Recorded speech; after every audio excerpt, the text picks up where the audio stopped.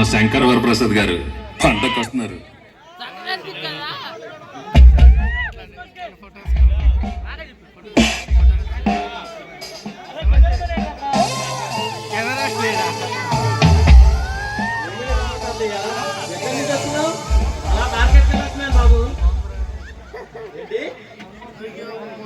బజార్కి వెళ్ళొస్తున్నావా?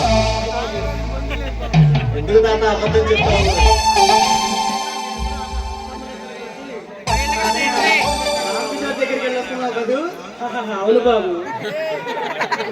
మరి ఎందుకు తాత అబద్ధాలు చెప్తావు?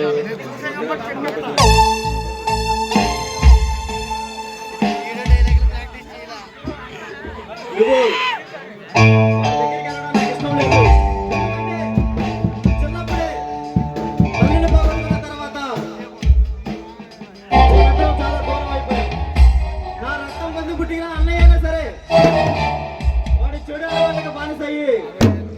ఈ రోజు ఇలా ఉన్నాడు.